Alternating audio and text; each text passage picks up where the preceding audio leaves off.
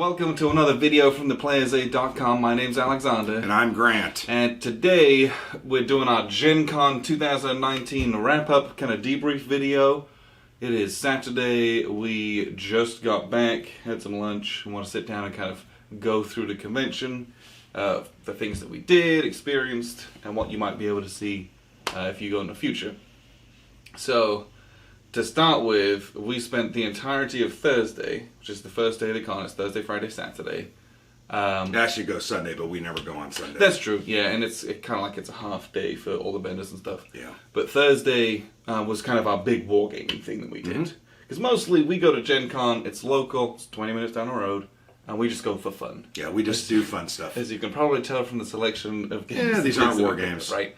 Normally we just go for fun, play some role-playing games, demo a bunch of stuff, and walk around, look at the cool vendors. Yes, because it's huge. But this year, a couple of guys from Twitter, Jeff and Travis, and then Harold Buchanan, who designed Liberty or Death, we kind of all got together in a DM thread, like, well, why don't we just get together and play war games? Why don't we do that?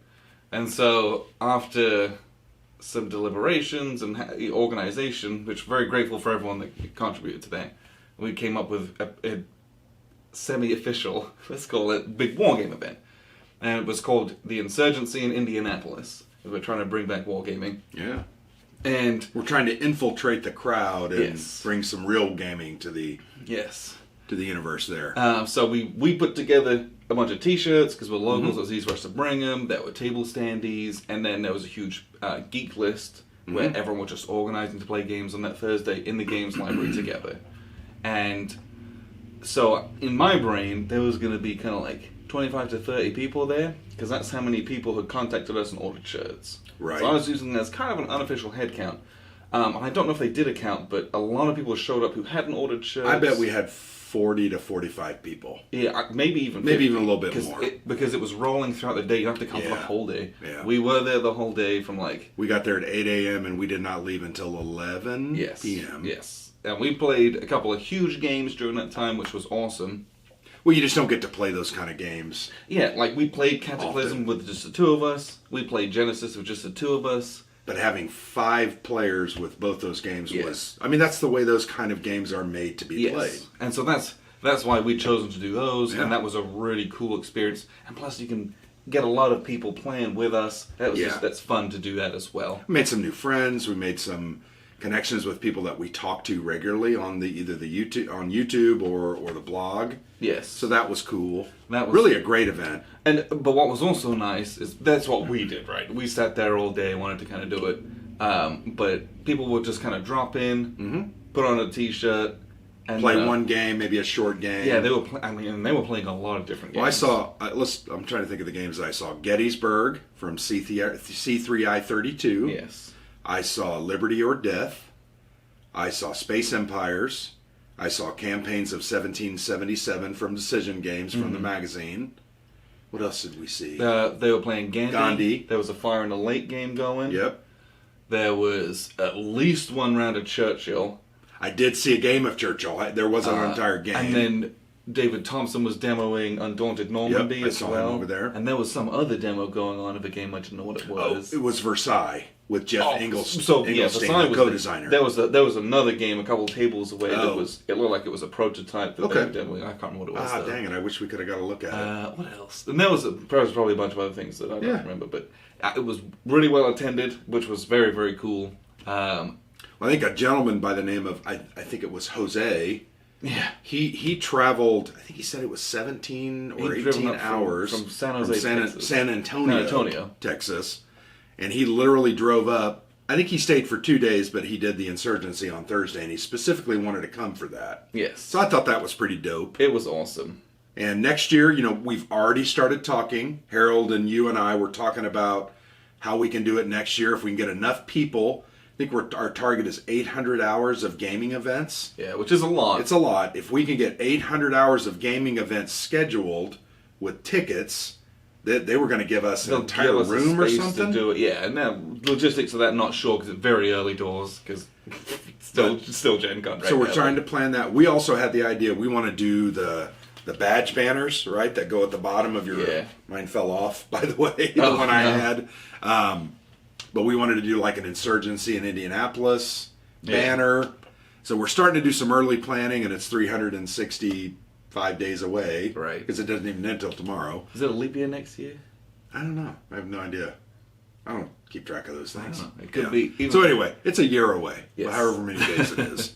But I really enjoyed it. I think one of the reasons we go to Gen Con is because it's just fun. We're able to kind of let our hair down, walk through the vendor hall, stop and play a game here and there, and then just look at the cool stuff that you just want to buy.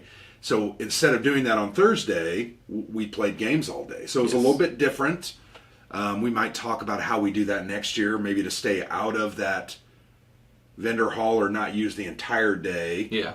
Just because it's so fun to walk around. Well, that's the real big draw of Gen Con. There's a billion games and events that you can play. It is huge. I mean, you can sit down and play a 1 or 2 rounds of any game that they've got out, pretty much.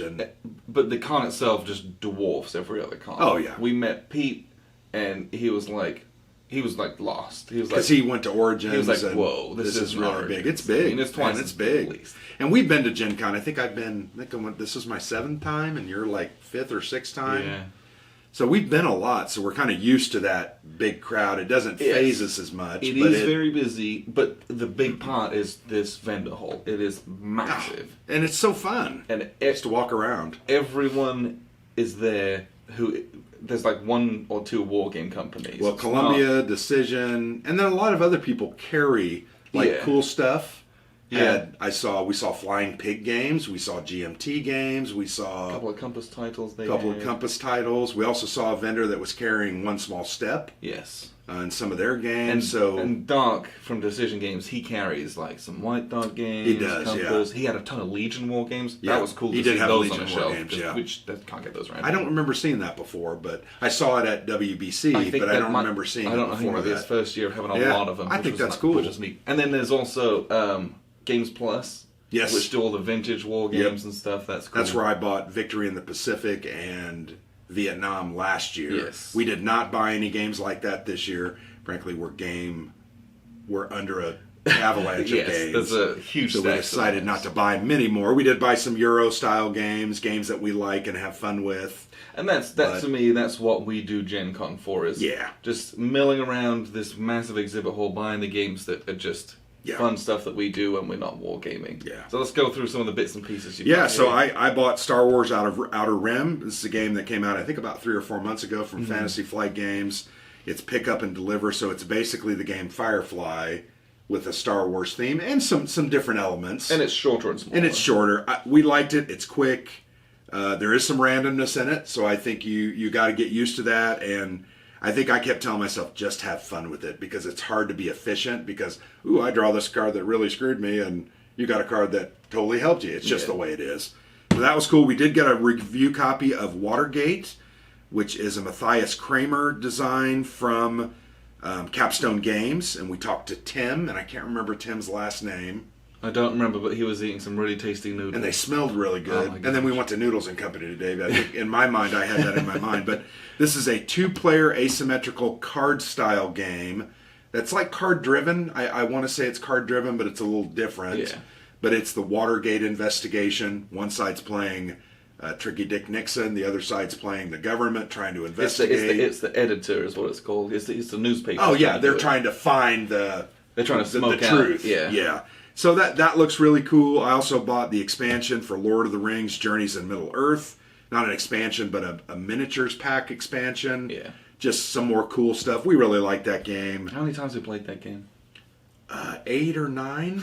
So, we've still got probably 25 plays that we need to do to get through it. Yes. But it's fun. It's a story-driven. There is some combat. There's some, quest finishing, that kind of thing. It's fun. Yes. We also got some of the, what do you call these, promo cards from Fallen Land at Fallen Dominion Studios. Yes. We played this game about 1.5 years ago, did a review. It's a fun storytelling, narrative game where I don't even know how to describe it. It's a post-apocalyptic, it is a pick-up and deliver kind of game. You're going out doing missions and objectives. It's very pulpy. And it's the fun. Stories are really funny. Just ridiculous things happen to you. But these are different. It's fun. exclusive cards. I bought some dice, and I bought a dice tower. Yes. You bought a dice tower at WBC. I liked it so much, I bought this one. Yes, and it's from the same company, Same company. C4 Labs. It's they're really nice, well made. Well, it makes such a great sound. Sounds so good. It's psychological warfare. So I'm going to use this in my solo gaming. When I'm doing Marcus Aurelius and other games, I'm like, yeah, I'm going to use that now. So those were my things. I only spent about $100, so not bad. Win for you. Win for me, check. My wife still was upset, but that's okay. That's part of life. She So- didn't kick me out, so... This is actually, I'm looking at what we've got. This is an insight into the kind of games we play when we're not doing war games. It is. It is. Like Yeah. It's Star Wars, Lord of the Rings. It's a lot of fantasy and sci-fi. We enjoy right? good story and good connection to the stories that we love. Yeah. Alien, Theme's very important to Firefly, me. Star Wars. Those are games that we like. So I picked up this it's not really an expansion pack. This is more of a vanity pack. It's a cool so thing. this is from Sentinel Comics. They do Sentinels of the Multiverse, which is it's pre-made deck. So it's not deck building, but you have a character that has a deck, and you're trying to fight a bad guy. And in it's a specific cooperative. Location. It's You co-op. can play it with 2 or 3 people. This is just a pack with all the foil characters in it and Yeah. alternative art. It's just Yeah. really nice, and I have so much of that game. And we've played that quite a few times, but it has been a while since we played Yes. that. So we're not going to have to break it out. Yep. And it's fun. It's just unadulterated. Yeah, I'd never seen that before. I'm like, Yeah, beautiful. It's a fancy component upgrade, which is I nice. looked through those, and that art is really good. Yes, Really good. Not to mention they're foiled. And there's a bunch of them for each one, so you can pick the one Yeah. you really want to have out on the table. Very cool. This is Legendary Encounters Alien expansion. This expansion's been around for a while. But Has it really? Yes. Okay, I didn't This is know the that. big box expansion. But what they had at Gencon is they just released the Alien Covenant expansion. Mm-hmm. That's new. And that was a box, kind of like the size Yeah, of it's this. 200 cards and Mm-hmm. a whole new kind of movie, so like a scenario to play through. So I bought that, and when you buy that, you get a discount on this. So, Got so it. So does this one cover Aliens? no. The first one we had is Alien. It's Alien. It's all. It's four all 3. movies. It's all. You're right. It doesn't even have Resurrection. It does have Resurrection. Yes. So this is just This is more Aliens. cards, Okay. Just more. and there's a whole other board in here for the Alien Queen Different type. that does a whole bunch of extra stuff. Can't and just wait. more, right? Can't wait to play it. So I've got that, and then the Covenant expansion. I bought that. I just put it all in here together. This is a game we probably lose 60 to 70% of Yeah. the time. But I basically just 600 new cards. It's And more goodness. what's not to like? More goodness. And then we went to Leader Games, and I picked up the expansion for Root, So cute. which we played Root the night before Gen Con, and it was had I a enjoyed great time it. with it. I It was enjoyed fun. Plays in 2 hours. Yep. And so we picked up the expansion because I've heard these two factions are very fun and again very Yeah, different. different. And use the board different way. And there's an AI to play against if you want to play on your own, and it expands it so you can play with 5 or 6 players as well if Cool. you were so inclined. We did a 4-player game the other night. Yes, which the more players you have, the better. Is better, the game is. yeah. Right. So that was awesome, and then I have here a bunch of little promo ships from the game Red Alert, which is From Richard ESC Borg's. Games. I guess it's not his latest design anymore now that Right. Medieval came out. Yeah. But it's his second most latest design. It's commands and colors in space, so it's sci-fi, Capital moving around, ships, cruisers. blowing each other up. Oh, it's that game was just unadulterated fun to me, Yeah. and so having more of it. And I got to meet Richard Borg. He Yep. was there demoing it, running the event where they were giving these out as well. So he signed up for tickets, met him, shook his hand. That was cool. Very nice. And they had a bunch of the sets out. Yep. And there Well, was they were lots of playing people playing. 4-player games. Yes. So they were doing 2 players on each side with big battles. And there was a lot of So people playing. epic. Yeah. Epic. Well, it's normal. They just divvied it up in half. Oh, That's got what it. normal is. Okay. It was But just one of the bigger that scenarios. way they can get more people in. Yeah. And there was a lot of people at that event, so that was nice. And then we have here, so this is a lunch pail, Yeah. so this is for Nexus, which is a tactical miniatures game which is not out yet. Right. It's coming to Kickstarter next and year. really great looking. Well, and so this is something that you and Brum had kind of gone and chatted to the guys and got talking. Yep. And On Friday. yeah, I was not there. Mm-hmm. I think I I was don't know on. were you were. I was probably off meeting Pete. Yes, on you his were. t-shirt. You were. I was like in another hall running Yep. errands. Yep. So we got back to the hotel room, And then you started just showing me this, and I was like, what is this? And there's a whole board game, a miniature set of rules. But they gave you like a resin miniature, and it's beautiful. Oh, it's a really cool sculpt. So I'm gonna put it together and paint it and do a kind of a tutorial and some stuff for that. But it looks like it's a very small, tight board of tactical miniatures. And it's from, what was it, Diverse? Yeah, I think the company's called Debriefing. Yeah. And they really great guys. There's an RPG, and then there's this tactical miniatures game coming next Really year. nice guys. They talked, you can tell this is a labor of love. And Very much. I know you love miniatures, so that's why I got it. And these are super nice. So I'm very excited to put them together and have some fun with those. So as well. Nexus tactical miniatures kind of game. Yeah, it's a fighting board, game, it's a board combat game, squares moving around Yeah. in kind of an arena. And then they also have a role playing game. That's in playtest, I think. Right, I think they're not quite done with it, but it looked interesting. Had some new, unique elements. And it's this same world. Yeah. And then the last thing we have here, there's a whole nother set of dice towers and some dice trays. So Our brother-in-law bought this one. yes, so there's a company called Master Monk, and it's mastermonkgaming.com. They did a Kickstarter earlier in the year, and they basically had the stuff out for kind of demos just to like show you, and they were taking pre-orders which are going to deliver later on in the year. So he was lucky enough to pay extra. Yeah, right. So he paid a lot more than the Kickstarter backers did, and then this is kind of one of their display copies, so it's been used, so to speak. But it's a magnet. It's put together magnetically. This totally comes apart. Yes, it all comes apart, but it's very strong. Yeah. It all comes apart and chintzy. can pack away into this kind of actual leather pouch. Yeah. And it's a dice tray, a dice tower, let's- and then a dice box. Yeah. And these are beautiful handcrafted hardwood. Let's roll the dice. We gotta. Sounds good. And it has good roll, it has a leather interior, so it's not quite as clattery. Yeah. But what's nice about those is this is like pimp your gaming. Yeah.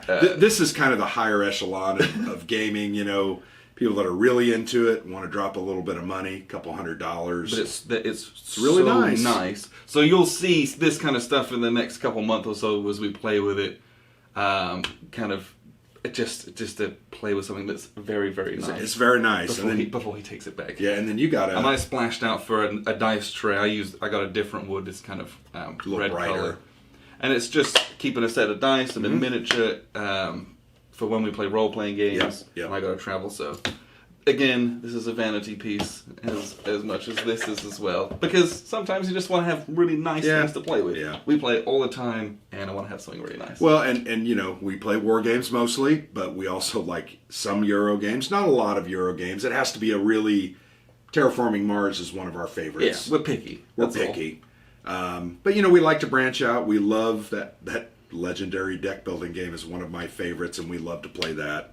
I love Star Wars anything. We love Fantasy Flight anything. Well, and we do a lot of role playing when we have. When our brother-in-law campaigns. lives somewhere around us, he lives in Seattle right now. But we had a great time. We probably walked 15 miles, 20 miles. It was really crowded this year. I'm going to be honest. I felt like it was really. And I don't know if I haven't seen the numbers. My guess is they sold more badges than they normally do. So the 4-day badges sold out last week. Okay, which that's kind of normal. Yeah. Within a week or so, they sell out. I think they sold out earlier for Gencon 50 2 years ago. But Okay. So and we also this year for the first time experienced a very quick pickup of our press badges, which was very nice. We left our house at 10 minutes to 6, and we were there at 6:15 or 6:20. Thinking we need, and we sat there for an hour and we were third in line. So, which is not normally the case. Yeah, that was really nice. So we do thank Gen Con. We do get our badges for free because we do some coverage. I think that's important to you'll see because some it's stuff expensive. Reviews that we did during our insurgency and some other bits and pieces as well. But yeah, Gen Con is mostly for us just for fun. Just for fun. And I had fun. Yeah, we played a couple of really big war games. Mm-hmm. And then the rest of the time we were just kind of let off steam and just... Looked at games. And just beat gamers. Yeah, looked at dice. How many times did we look at dice? Every time. I always every stop time. and look. And we were talking about it. I saw about 5 or 6 different dice vendors. Maybe there were more. There's probably more. Yeah. There's probably 7 or 8. But and half of those have multiple stands as well. And then every single one of them, there are people there. And they usually dropping money.